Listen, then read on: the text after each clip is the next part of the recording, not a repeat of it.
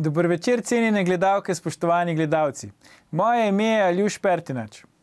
Miro Cerar mlajši, začasno zaposlen kot slovenski predsednik vlade, po novem preganja, ne boste verjeli, sovražni govor. Medtem ko mu družbeni podsistemi razpadajo eden za drugim, zdravstvo je v totalnem razsulu, javni sektor stavka, ministrica za šolstvo ne uresničuje 3 ustavnih odločb, vojska se ne zna gibati po terenu, se Cerar obnaša v stilu zimzelenega hita pop design. Miro, ne bom ti lagal, vedno na koncu sta 2 poti, izbereš pa tisto, ki je ni. Vi pa gledate oddajo VV Faktor, resnica boli, komentarji še bolj. Danes bomo za vas komentirali. Milojka, go home. Zakaj mora ministrica za zdravje odstopiti najkasneje do 5. marca in kaj potem, če ne bo? V zadnjem delu oddaje pa funkcionarske živali.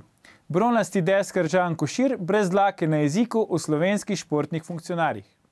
Želimo, da ministrica nepreklicno odstopi do 5. marca, da se ustavi vse tisto, kar ona počne. Vsi ukrepi, ki jih je sprejela v zadnjem letu, so milo rečeno protizakoniti. Povzročajo in bodo povzročili veliko škode za paciente, za vse nas zaposlene. Videti je, da želi še pred iztekom te vlade in mandata sprejeti nekaj ukrepov, ki bodo vso stvar še poslabšali. Torej, naša želja je, da se to ustavi, da se ji prepove vstop v Ministrstvo za zdravje in da se pač stvari kolikor toliko normalizirajo, ker novi ljudje, nova vlada, nova ekipa, ki bo to prevzela, bo potrebovala nekaj časa, da počisti vse te napake, ki so se zgodile posebej v zadnjem letu oziroma 2. Takole dramatično je vodja gibanja Skupaj naprej za Planet TV utemeljil poziv za odstop ministrice za zdravje Milojke Kolar Celarc, ki jo premier Cerar ščiti na vse kriplje in je preživela že 2 interpelaciji. Zakaj je temu tako in kako konkretno ministrica uničuje naš zdravstveni sistem, se bomo pogovarjali z Danijelom Bešičem Loredanom, specialistom ortopedske kirurgije ter vodjem gibanja Skupaj naprej in magister Marjeto Kuhar, ekonomistko, specialistko za zdravstvo. Oba toplo pozdravljamo v oddaji. Večer. Marjeta, če začnemo s tabo, najprej bi te vprašal, pred dnevi smo lahko spremljali pompozno javno napoved novih obrazov SD za bližajoče se volitve, pa smo nekako pogrešali tvoj obraz. Lahko poveš, zakaj te ni bilo zraven? Ne vem, to bi mogli predsednika oziroma SD vprašati, zakaj ni bilo še drugih mlajših obrazov zraven. Ok, mogoče pa kje drugje, na kakšni drugi predstavitvi. Ne? Mogoče, kje drug obraz.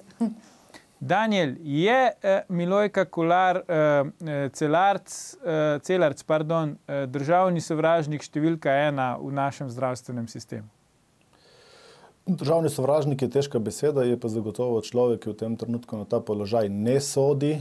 To je dokazala z mnogimi potezami, tako da je v bistvu najverjetneje ali pa skoraj zagotovo najbolj nezaželena oseba v zdravstvenem sistemu. To vsi govorijo znotraj skupine, ki je zaposlena v tem sistemu in seveda na drugi strani znotraj skupine ljudi, ki te storitve pravzaprav rabijo. To, kar je naredila ona v zadnjem letu, je nepredstavljivo. Postavila se je nad zakon, nad ljudi in temu je treba narediti konec, takoj. Zdaj, predsedniku vlade ste v gibanju oziroma si ti osebno napisal eno pismo. Kaj si mu recimo položil na srce v tem pismu? Zdaj vidimo tukaj začetek tega pisma, odprto pismo predsedniku vlade, gospodu dr. Miru Cerarju. Zakaj gre to v bistvu? Gre v bistvu za to, da takrat, ko je SMC nastajala in po tistem našem shodu 25. junija 2013 se je Miro Cerar z nami osebno pogovarjal z mano kot takrat vodja iniciative zdravnikov. Smo se zelo veliko vsebinsko pogovarjali o reformi, o transparentnosti v zdravstvenem sistemu, o tem, da je treba pacienta postaviti v center tega zdravstvenega sistema, Očitno v 4 letih, iz leta v leto, je tisto, kar so se midva pogovarjali, kar smo se pogovarjali tudi znotraj skupine, iz leta v leto je postala vedno bolj bleda senca in danes tudi te sence ni pač večne. Nekje se je izgubila. Marjeta, kaj so tiste ključne stvari, zaradi katerih v gibanju pač na nek način terjate od ministrice, da odstopi najkasneje do 5. marca? Ja, zdaj v bistvu ta zadnji ukrepi ministrstva so pokazali, da bolj, ko jih sprejemajo, slabše se nam godi pacientom. A lahko kar konkretno vprosti, tukaj navedemo, kateri so te ukrepi? V bistvu bila je opozorjena od stroke in tudi od pacientov, da stopna zelo hitro, ki so jo zdaj sprejeli v parlamentu, ki je bila prej leta 2008 samo v pravilniku, ne bo skrajšala čakalnih vrst, kar je tudi rezultat 68,000 nad dopustov čakajočih v februarju 2018. Potem v bistvu, ko so ugotovili, da to ne bo šlo, so šli in so dali predlog neusklajen na vlado splošnega dogovora. Tam so družinskim zdravnikom oziroma napotnim zdravnikom, da razširam, tudi pediatrom določili kazen za primer neupravičenih napotitev. Ta neupravičena napotitev je v nasprotju z Zakonom o zdravstvenem varstvu in zdravstvenem zavarovanju. Skratka, delamo v bistvu vsi ukrepi, ki jih sprejemajo, samo povečujejo pravzaprav razkorak med zdravstvenim sistemom, ki ga potrebujemo ljudje, ko smo bolni, ko pač moramo priti do specialista, do zdravnika. In še to bi dodala, tega ne pozna noben sistem evropski in tudi splošni zdravnik oziroma napotni zdravnik da napotno diagnozo in je to tudi en tak proces, ki je, ki ga od ministra za zdravje res ne gre pričakovati, Daniel, ti imaš veliko izkušenj tudi iz tujine, o tem smo v naši oddaji že govorili, a lahko vseeno za naše gledalce še enkrat mogoče na kratko opišeš, kako se tvoje delo kot zdravnika pri nas zdaj razlikuje od dela recimo v tujini, posebej po teh zadnjih ukrepih ministrstva, tudi grožnje s kaznovanjem, če narobe napiše stopnjo na napotnico in tako naprej. Zdravnik zunaj v tujini opravlja svoje delo.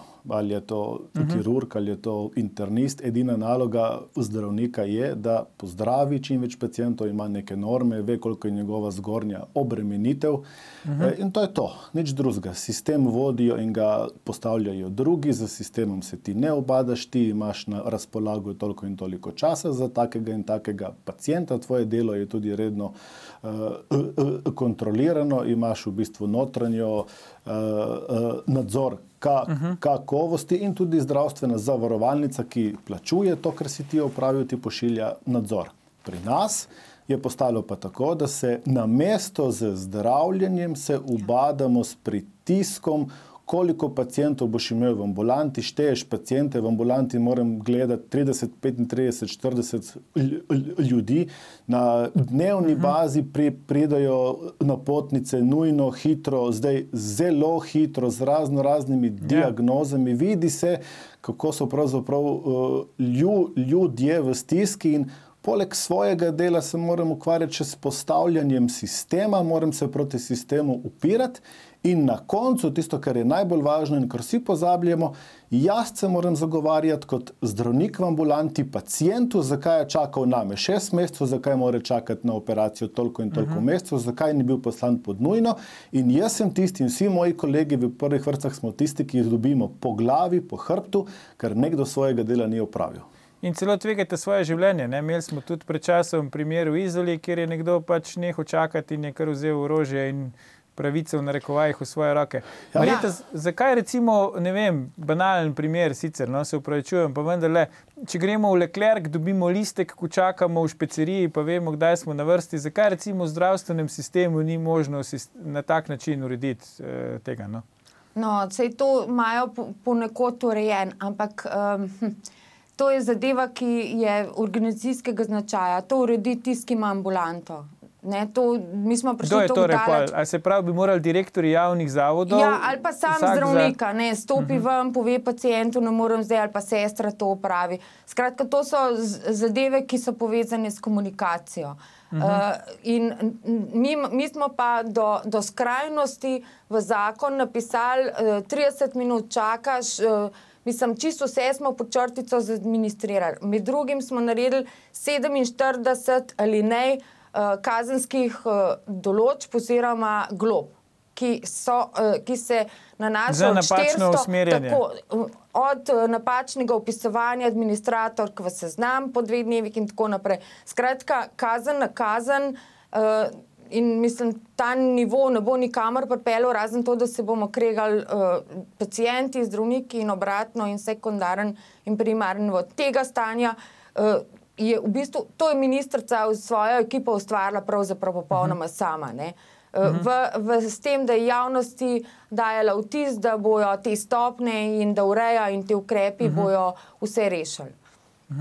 Zdaj, Danijel, verjetno zdravnik ni posebej motiviran, ne? Če mu grozi 47 kazenskih sankcij, kako se lahko pol sploh osredotoči na svoje delo? Vendarle vi delate z ljudmi, ni to zdaj neko delo tam v proizvodnji ali pa v nekem laboratoriju, kjer ni živih ljudi zraven. Ne, popolnoma jasno. Pa se tudi nisi motiviran, če veš, da moraš zdaj v 6 urah gledati skozi 35 ljudi, namesto da bi imeli po 15-20 ljudi, namesto da bi se med sabo zmenili, namesto da bi pacient. Torej, kar se je pri nas zgodilo, je to, da je center zdravljenja se je iz primarnega nivoja prestavil v bolnico. In ta sistem tega ne požre.